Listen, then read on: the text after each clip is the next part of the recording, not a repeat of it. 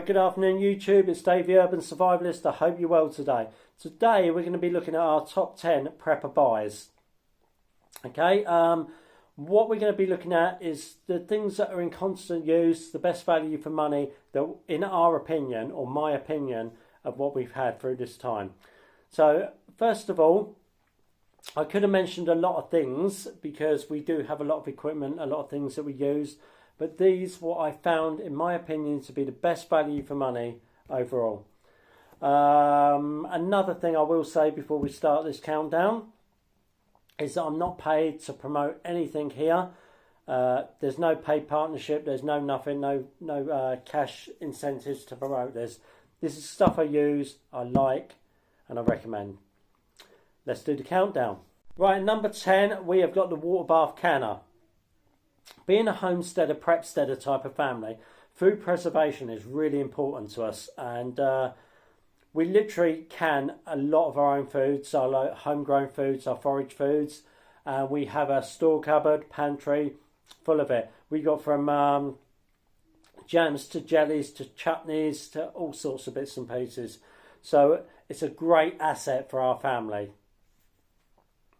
Okay, number 9 is the Helicon tactical gloves, as you can see here. I love these. They're really comfortable. They're durable, hard wearing. You can wear them, or I have worn them, from the woods to fishing, down underground in tunnel systems. £35, very well spent. Okay, number 8, the DD 3x3 tarp. A must-have for any serious outdoorsman, wild camper, survivalist, or prepper, for those days in the woods, or even those dark nights, or those long excursions. A great piece of equipment, £45, well spent again. Okay, the next one is number 7, the water to go filter bottle. A fairly new purchase for me, but great philosophy behind it. And it's also good. I've used it at the allotment. I've used it in the woods and out for walks and hikes and stuff. £32. I've got a YouTube video on it. For on the move, hikers, wild camping, explorers, it's just a great bit of kit to have. A good one for the kit. All right. Number 6 is the Martindale Go-Lock Machete.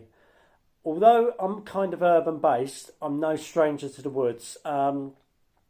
This traditional Go-Lock by Martindale is a great workhorse. I've taken it out in the woods on a number of occasions, and it still hasn't got a dink in the blade. It's solid, it's made well, and I can see why the British Army like it. About 40 quid, okay, and money well spent. So let's go and have a look at 5 upwards. Right, here we are, number 5, with my fishing rod and kit. Now, as a survivalist, prepper, or whatever, outdoorsman, whatever you are, it's like learning to procure your own food is a great skill to have. It's not just storing tins or ration packs or all that crap. It's basically getting out there and learning how to procure your own food, whether that's hunting, foraging, fishing, or growing your own food. Okay, I've taken this fishing kit out on numerous occasions and caught fish on every occasion. The actual whole setup cost under £100. So to me, that will get me fish for probably years. You know, I'll have to change the line. But in general, the base of the kit will last for years. All going well. So under £100, great bit of kit. All right. The next one, at number 4, is a Mora Companion. A great favourite of mine. A great versatile knife that I've had for a number of years now. Any outdoorsman that knows his stuff knows this is a go-to budget knife. All right. Anyone who saw my recent posts about my deer skinning and butchery and preparation course that I was on, I used the Mora Companion to help skin the deer. So as well as bushcraft and that, it's got everyday uses, which is really good. And for under £15, it's a no-brainer. Okay. Moving on to number 3. Number 3 is my food dehydrator. Now, from jerky to sea buckthorn super vitamin powder, this has been such a good asset to our family. We do dry powders, we do fruit, we do vegetables, we do fruit leather, jerky, all sorts of bits and pieces. For any prepping, survival, homesteading family, these are a must. Because people say, oh, well, what happens if there's no electric? Now is the time to do this. So you've got jars and jars of powders and soups and all sorts of stuff. You know, the old saying, when disaster strikes, the time to prepare is over. This dehydrator is such a good bit of kit. And if this was for under £120, it's money well spent. This is why it's in my top 3. Okay, people are on a tighter budget. The smaller ones work. They take a bit longer and don't have as much power. And there's also ones for all price ranges if you want to go up into 500-600 quid. But this we found under 120 quid. I think it was £118. And we have literally bags and jars full of stuff that we dried. So brilliant bit of kit. Right, what else have we got? Now we have a number 2. We have my Wrecking water filtration system, the gravity water system. Now, we've been using this for a good few years now, and it's so practical. It's just on the side in the kitchen. We get clean water when we want. Same as bottled water. If you want to put bottled water through it, it removes anything you don't want. And the thing that actually sold it to me was the fact that you could literally have it at base camp. So you could take it in the woods, fill it with river water, and it'll be fine. Obviously, you still have to boil it because it doesn't filter viruses or anything like that. But, you know, people take these on safari and stuff like that to clean the water, to make it more palatable. Then you boil it, happy days. But the Wrecking water filtration system was about £160, I think. And the filters last a year. So the reason it's number 2 is because we've used this non-stop for the last few years. And it was so good. It's been so good. We've had no problems with it whatsoever. All right. So now we're going to look at number 1. Right. So at number 1, after a lot of thought and deliberation about this, is the Carrymore Covert Urban Rucksack. Now, if anyone who's followed me a while on YouTube realised that I did a video about this about when I started my YouTube about 3 years ago, 2.5 years ago, something like that. And I had that new from there. Since then, it's been used as a bug-out bag, so it's been full.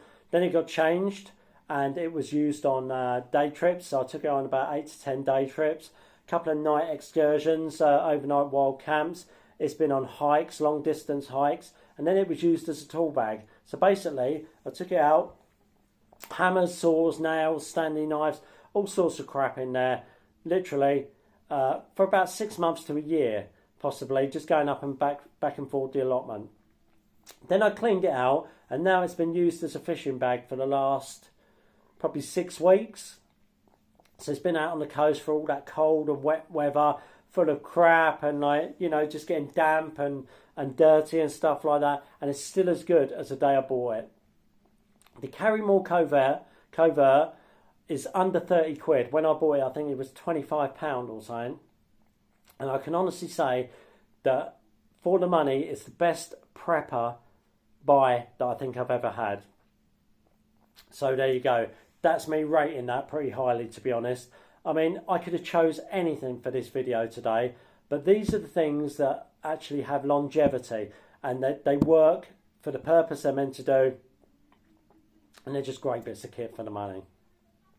So there you go. So let's just run through that top 10 one more time. Right, so let's run that down, the top 10 of all time for me, in my opinion, as well. At number 10 is the Water Bath Canner. At 9 is a Helicon Tactical Gloves.